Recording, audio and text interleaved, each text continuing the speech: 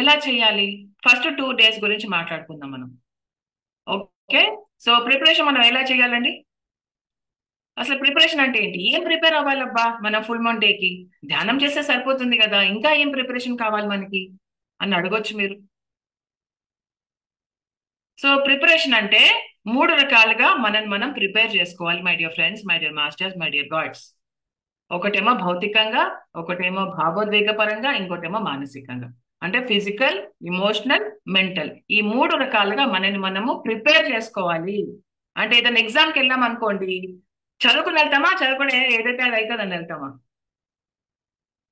ఏదైనా కానీ ప్రిపరేషన్తో వెళ్ళాలి. వెళ్తేనే మనం ఏదైతే మనం చేయాలనుకుంటాం అది ఖచ్చితంగా సాధిస్తాం. సో ప్రిపరేషన్ ఉండాలి. సో ఇప్పుడు ఫర్ ఎగ్జాంపుల్ నేను పొద్దున్నే లేచి వాకింగ్ వెళ్ళాను అనుకో, నేను రాత్రంతా సినిమా చూసుకుంటూ ఉన్నాను అనుకో, ప్రిపరేషన్ అవుతుందా? అవ్వదు. పొద్దున్నే తొందరగా లేవగలనా? లేవలేను. So fail. సో ప్రతి దానికి ప్రిపరేషన్ అంటూ ఉండాలి. సో ఫుల్ మూన్ రోజు కోసం మన ప్రిపరేషన్ ముందర 2 రోజులు మనం ప్రిపరేషన్ గా ఉండాలి. అది ఒకటి ఫిజికల్, ఒకటి ఇమోషనల్, ఒకటి మెంటల్.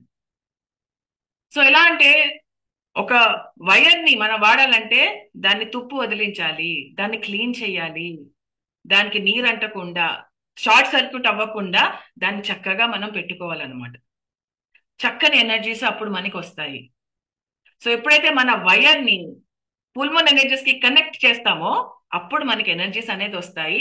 ఆ వైర్ మంచిగా ఆ కండక్టివ్ గా అవుతుంది. అప్పుడు స్విచ్ ఆన్ చేసినప్పుడు షార్ట్ సర్క్యూట్ అవ్వకుండా చక్కగా ఎనర్జీస్ మనకి పాస్ ఆన్ అవుతాయి. మన ఎలక్ట్రానిక్స్ అన్ని మన బాడీ అంతా చక్కగా తయారవుతుంది. అది ప్రిపరేషన్ అంటే. సో చక్కనైన ప్రిపరేషన్ మాత్రమే మనకి హై పవర్డ్ ఎనర్జీ నుంచి మనకి అందరికి ఎనర్జీ వస్తుంది. అసలు మనకి ఆ పరికరమే సరిగ్గా లేకపోతే ఎనర్జీ ఎక్కడి నుంచి వస్తుంది? మన ఆర్గన్స్ కి, మన అవయవాలకి ఎక్కడి నుంచి వస్తుంది? మన నర్వస్ సిస్టమ్స్ కి, మన గ్రంథ వ్యవస్థకి మనకి ఎనర్జీ ఎక్కడి నుంచి వస్తుంది? మన ఎథరిక్ బాడీకి, మన ఇమోషనల్ బాడీకి, మన మెంటల్ సెంటర్స్ కి ఎనర్జీ ఎలా వస్తుంది?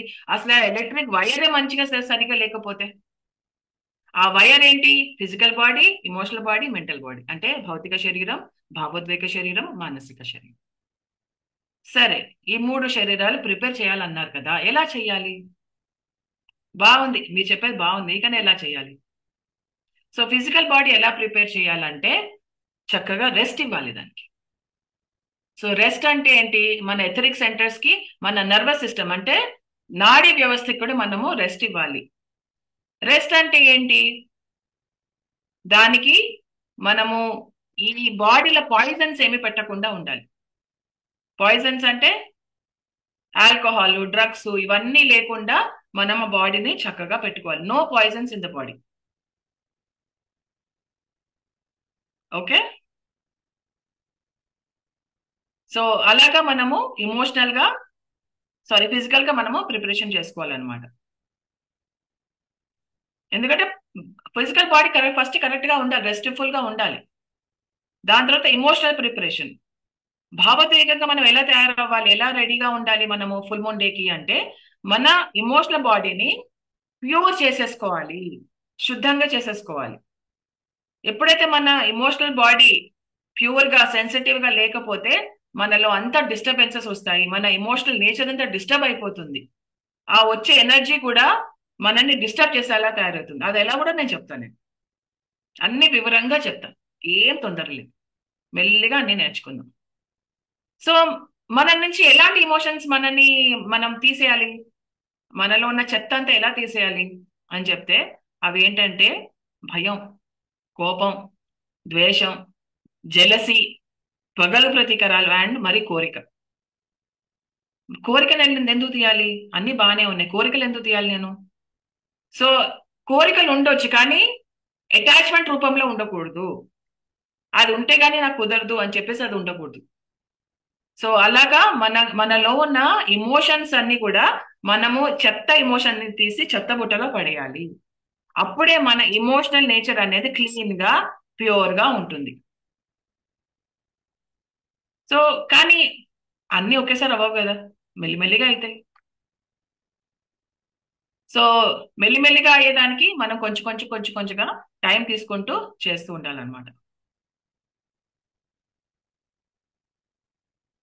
సో అలాగా మనము మన ఇమోషనల్ బాడీని రెడీ చేసుకోవచ్చు. అలాగే మన మెంటల్ బాడీ కూడా.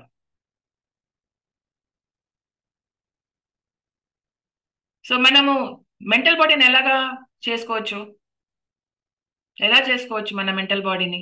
ప్రిపరేషన్. మనకి మనకి శత్రువులు ఉన్నాయి. మన మెంటల్ బాడీ ప్రిపరేషన్ చేసుకోవడానికి ఫుల్ మూన్ డే కోసం రెండు శత్రువులు ఉన్నాయి. ఒకటేమంటే too much of self importance. నేను చాలా ఇంపార్టెంట్ అని ఆ యొక్క భావన ఏదైతే ఉందో, ఆ యొక్క థాట్ ఏదైతే ఉందో, అది మనకి చాలా హాని చేస్తుంది మై డియర్ ఫ్రెండ్స్. ఇప్పుడు అందరం అనుకుంటాము సెల్ఫ్ ఇంపార్టెన్స్ ఉండాలి, ఇంపార్టెన్స్ ఉండాలి అని చెప్పేసి. నేను ఒకటే చెప్తున్నా, సెల్ఫ్ ఇంపార్టెన్స్ అంటే ఏంటంటే మీకు మీరే ఇంపార్టెంట్. నాకు కూడా మీరు ఇంపార్టెంట్ అయ్యాల్సిన అవసరం లేదు. ఓకే. నాకు నేను ఇంపార్టెంట్, మీకు కూడా నేను ఇంపార్టెంట్ అవ్వాల్సిన అవసరం లేదు. నా చుట్టుపక్కల ఉన్న వాళ్ళందరికీ నేను ఇంపార్టెంట్ కావాలి అనుకోవడం తప్పదు. నాకు నేను ఇంపార్టెంట్, నా హెల్త్ నాకు ఇంపార్టెంట్, నా మెంటల్ హెల్త్ నాకు ఇంపార్టెంట్, నా ఇమోషనల్ హెల్త్ నాకు ఇంపార్టెంట్, నా ఫిజికల్ బాడీ నాకు ఇంపార్టెంట్. నాకు నేను ఇంపార్టెంట్. అంతేగాని అందరికీ నేను ఇంపార్టెన్స్ ఇవ్వాలి, అందరూ నాకు అటెన్షన్ ఇవ్వాలి, అందరూ నన్ను ముఖ్యంగా చూడాలి, ప్రాముఖ్యతతో చూడాలి అంటే అది తప్పు. సో మీకు మీరు ఇంపార్టెంట్, అందరికీ మీరు ఇంపార్టెంట్ అయ్యాల్సిన అవసరం లేదు. అసలు అవ్వాల్సిన అవసరమే లేదు అది. రెండవది ఏంటంటే వ్యానిటీ. వ్యానిటీ అంటే అతిశయం. అంటే ఉన్నది లేనట్టుగా, లేనిది ఉన్నట్టుగా చూపించడం, మాట్లాడడం, అబద్ధాలు చెప్పడం. సో ఇలాంటివన్నీ వ్యానిటీ అన్నమాట. ఏదో చూపించాలనుకుంటున్నాం, అది యాక్చువల్ గా లేదు. అది ఇంకోటి పైన పడ్డారు లోన లొటారం అంటారు. సో ఏంటంటే మనం ఏదో చూపించాలనుకుంటాం, ఏమి లేదు అనుకుంటాం, కానీ యాక్చువల్ గా చాలా ఉంది. ఏమీ లేదు యాక్చువల్ గా లోపల, కానీ చాలా ఉందని బయట చూపించుకుంటుంది. ఇవి రెండు శత్రువులు మనకి. ఇవి రెండు మనకి వద్దు. మనకి నిజంగా ఫుల్ మూన్ ఎనర్జీస్ మనకి సరిగ్గా రావాలి అంటే ఈ మెంటల్ బాడీని మనం ఇలా ప్రిపేర్ చేసుకోవాలి మై డియర్ ఫ్రెండ్స్. మరి చేసుకుంటారా లేదా మీ ఇష్టం.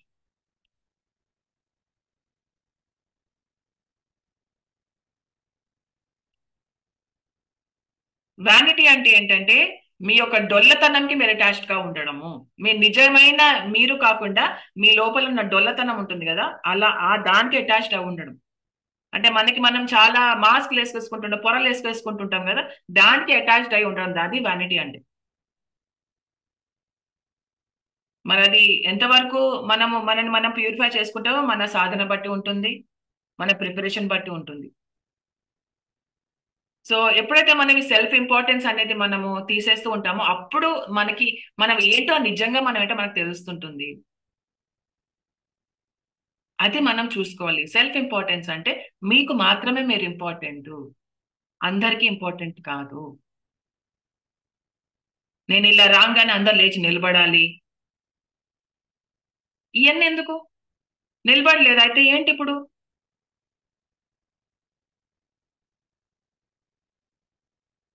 No problem. కాకపోతే నేను అది కోరుకోకూడదు. మీరు ఎలా ఉన్నారా లేదా అది మీ విషయం వరకే. నేను కోరుకోకూడదు అదంతా. సో ఈ కాన్సెప్ట్ అనేది మన ప్రతి ఒక్క దీంట్లో ఉండాలన్నమాట. సో ఎప్పుడైతే మనము ఈ డిస్టర్బింగ్ మన నేచర్ లో, మన ఫిజికల్ బాడీలో, మన ఎమోషనల్ బాడీలో, మన మెంటల్ బాడీలో ఇవన్నీ డిస్టర్బింగ్ ఇవన్నీ అన్నమాట క్వాలిటీస్ ఇవన్నీ తీసేయకపోతే మన హయ్యర్ ఎనర్జీ వస్తే ఏమవుతుందంటే మనలో ఉన్న నెగటివిటీని ఇంకా పెంపొందిస్తుంది. ఎలాగా? అదెలాగా? ఫుల్ముల్ అంటే పాజిటివ్ కదా, మీరు నెగటివ్ ఎందుకు అంటున్నారు? అది కూడా చెప్తా. సో ఫర్ ఎగ్జాంపుల్, మీ అందరి దగ్గర ఒక తోట ఉందండి. ఓకే. మీ వెనకాల, మీ ఇంటి వెనకాల ఒక తోట ఉంది. ఉందా లేదా? ఉందని అనుకుందాం. ఓకే. ఉంది, తోట ఉంది, చక్కగా ఉంది, మంచిగా కూరగాయలు, పళ్ళు, పూలు, ఆ మంచి వేప చెట్టు అన్ని ఉన్నాయి కదా, ఎంత బాగున్నాయో. తోట ఒకసారి ఊహించుకోండి మీ తోటని. ఆ తోటలో చక్కనైన కూరగాయలు, పళ్ళు, కూరగాయలు అన్ని ఉన్నాయి. మనకు కావాల్సిన అన్ని ఉన్నాయి. మనం చక్కగా వెళ్ళి ఆ ఆ, తెంపుకుని చక్కగా కూరగాయలు వండించుకోవచ్చు. కానీ ఆ తోటలో ఓన్లీ మనకి కూరగాయలు ప్లాంట్స్, వెజిటబుల్ ప్లాంట్స్ ఇవే ఉన్నాయా? కలుపు మొక్కలు కూడా ఉన్నాయా? వేస్ట్ మొక్కలు కూడా ఉన్నాయా? ఉంటాయా ఉండవా? అక్కడక్కడ గడ్డి పరికలు, అక్కడక్కడ కొన్ని కొన్ని ముళ్ళ కంపలు, లేకపోతే ఇంకేదో ఇంకేదో చిన్న చిన్న అక్కడక్కడ కూడా ఉంటాయి కదా మనకి. ఉంటాయా ఉండవా? సో మనము మన తోటలోకి వెళ్ళి నీళ్లు జల్లామనుకోండి, ప్లాంట్స్ అన్నిటికీ నీళ్లు కావాలి కదా. ఆ నీళ్లు మనం అందరికి, ఆ ప్లాంట్స్ అన్నిటికీ వేసామనుకోండి, వెజిటబుల్ ఫ్రూట్స్ మొక్కలు పెరుగుతాయి, వేప చెట్టు పెరుగుతుంది, కలుపు మొక్కలు కూడా పెరుగుతాయి. అవునా కదా? వాటర్కి తెలుస్తుందా దేనికి నీళ్ళు వేయాలి, దేనికి నీళ్ళు వేయొద్దని? అలాగే ఎనర్జీకి తెలుస్తుందా ఎక్కడికి వెళ్ళాలి, ఎక్కడికి వెళ్ళొద్దని? తెలీదు. సో మనము అలాంటి తోట లాంటి వాళ్ళము. మనలో మంచి మొక్కలు ఉన్నాయి, కలుపు మొక్కలు ఉన్నాయి. సో మంచి మొక్కలు, కలుపు మొక్కలు రెండితోటి మనం కూర్చుని ధ్యానం చేస్తున్నప్పుడు, ఎనర్జీ వచ్చినప్పుడు, ఆ ఎనర్జీ కలుపు మొక్కల్ని కూడా పెంచుతాయి, మంచి మొక్కల్ని కూడా పెంచుతాయి.